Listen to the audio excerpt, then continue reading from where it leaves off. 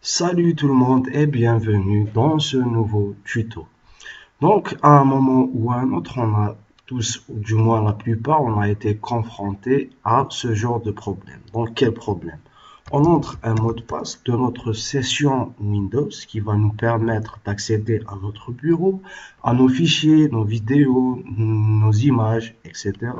Et là, on rentre le mot de passe et on voit le mot de passe est incorrect. Donc, ça peut être une petite erreur, on réessaie, et là, il y a toujours problème, et donc on a un sérieux problème. Et ce problème s'appelle j'ai oublié mon mot de passe, comment le réinitialiser. En fait, pour procéder à la réinitialisation du mot de passe, donc sans clé, sans CD et sans tout ça, donc on va exploiter une petite faille. Non, en fait, c'est une énorme faille, c'est une faille un peu grave dû au système d'exploitation Microsoft Windows. Donc, pour vous donner juste une petite idée, si on appuie 5 fois sur la touche Maj, donc, et je rappelle qu'elle se trouve en dessous de la touche de verrouillage de la majuscule, donc on appuie 5 fois, et on a une application qui démarre automatiquement, donc c'est pour activer les touches rémanentes. Donc ça, pour vous expliquer qu'on peut en fait démarrer quelques applications sans avoir le mot de passe, sans accéder au système ou à notre bureau. Donc en utilisant cette faille, ce qu'on va essayer de faire, donc en appuyant 5 fois sur la touche Maj, on va démarrer un autre programme que celui-ci. Donc cette faille va nous permettre d'un peu de modifier le système en lui-même. Et donc, comment on va faire ça? Je vous demande de redémarrer votre ordinateur. Et écoutez bien, à l'instant où le logo Windows apparaît, il est en train de se charger. Vous allez appuyer sur les trois touches CTRL ALT SUP. Donc moi, je suis sur une machine virtuelle et mes trois boutons sont regroupés en un seul bouton qui est juste là. Donc si j'appuie ici, ce sera l'équivalent des trois touches. Donc maintenant, on va redémarrer notre ordinateur. On se tient prêt. On attend que le logo Windows apparaît. Donc voilà, et là, je vais appuyer. Et on va nous renvoyer vers l'outil de redémarrage de système. Donc là, on est en train de dire à Windows, voilà, on a eu un problème de redémarrage, ce qui est faux. Donc uniquement pour lancer cet outil de redémarrage. Donc on appuie sur Entrée pour y accéder parce que c'est là que se trouve la faille qu'on va exploiter. Donc bien sûr, cette faille, on va la retrouver vers la fin. Donc on va laisser un peu Windows analyser un peu pour voir pour pouvoir situer où se trouve le problème. Et nous, ce qui nous intéresse, c'est en fait le rapport final. Donc là, on est à la recherche des problèmes éventuels.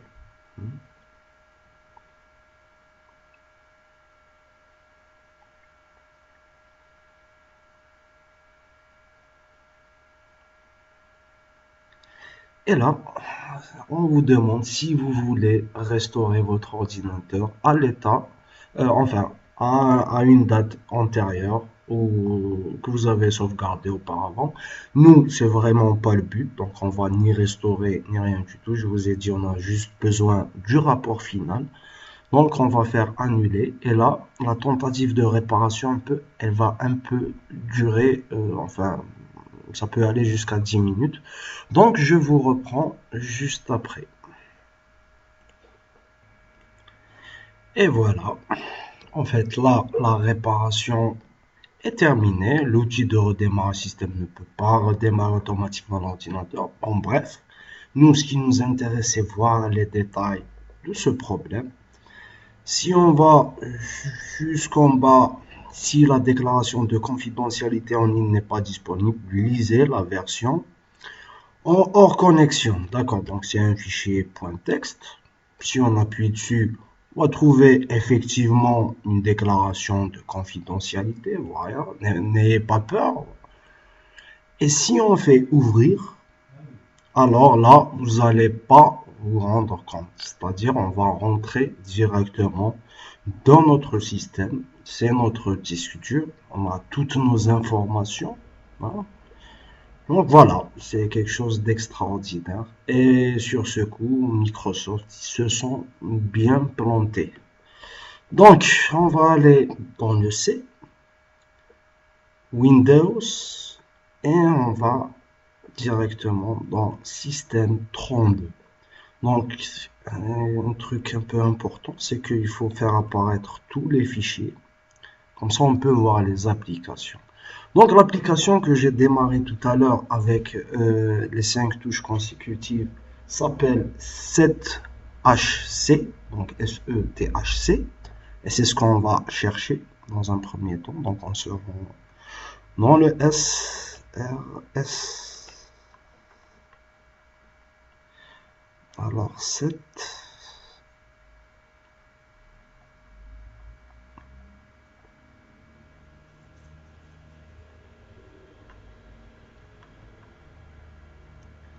Et la voilà, 7HC.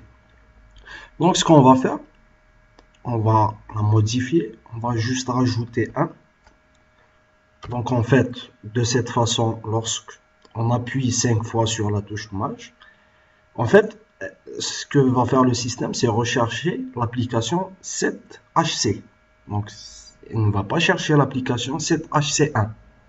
Donc, si on fait ça, en fait, on va juste la rendre inactive. Et ce qu'on va faire juste après, c'est chercher l'application CMD, donc notre commande, celle qui va nous permettre de changer de mot de passe. Donc CMD, la voici. Donc ce que vous allez faire, c'est copier, ensuite la recoller. Et là, on va complètement lui changer de nom. Et devinez le nom qu'on va lui donner. Eh ben, vous l'avez deviné, c'est 7HC. On va faire croire au système que l'application 7HC, en fait, c'est l'invité de commande, tout simplement. Donc, on appuie sur OK. Regardez, j'ai toutes les différentes accréditations pour changer quand même des fichiers de système. Donc, si quelqu'un accède à cette partie du système, alors là, vous pouvez être sûr que en modifiant, juste en effaçant par exemple une DLL, euh, il y a de fortes chances que Windows ne redémarre jamais. Donc voilà, dans notre cas, on a créé la 7HC qui va démarrer la commande, l'invité de commande. Une fois terminé, donc là, c'est bon. Une fois avoir modifié tout ça, là, on va juste redémarrer tout simplement notre ordinateur.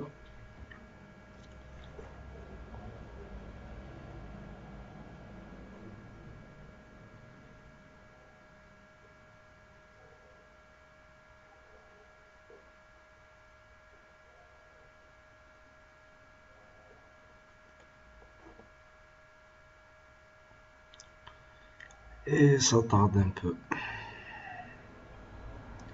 Donc on redémarre. Et en fait, pour ceux qui vont utiliser un ordinateur physique, c'est strictement la même chose.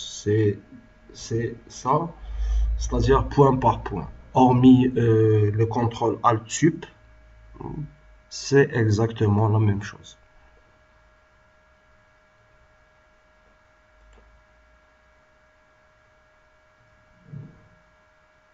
Donc cette fois-ci, on laisse démarrer le plus normalement du monde. Donc Windows va démarrer. On va atterrir sur la page d'authentification. Donc sur la page où on doit mettre notre username et notre mot de passe de la session Windows.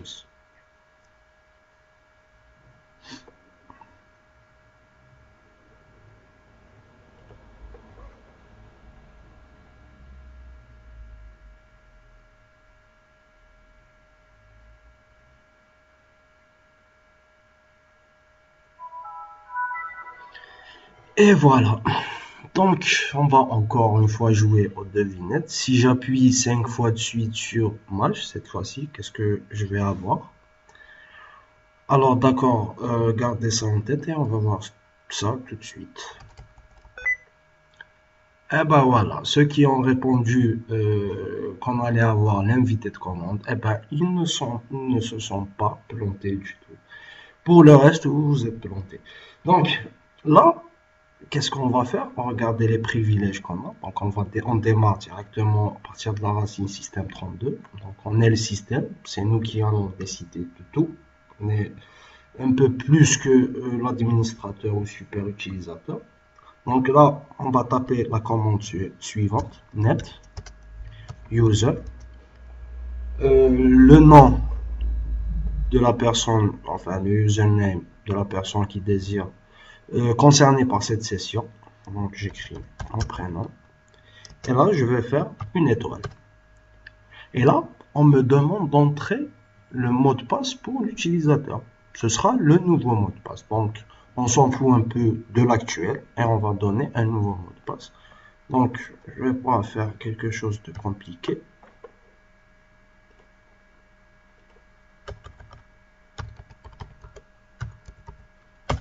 Là, on vous demande de confirmer. La commande s'est terminée correctement. Donc là, si je rentre mon mot de passe, le mot de passe que je viens de rentrer là maintenant, c'est password. Alors je vais avoir un accès direct à ma machine et j'ai retrouvé mon bureau, je retrouve toutes mes applications. Et voilà, donc à partir d'une faille, on peut voilà, faire des trucs comme ça.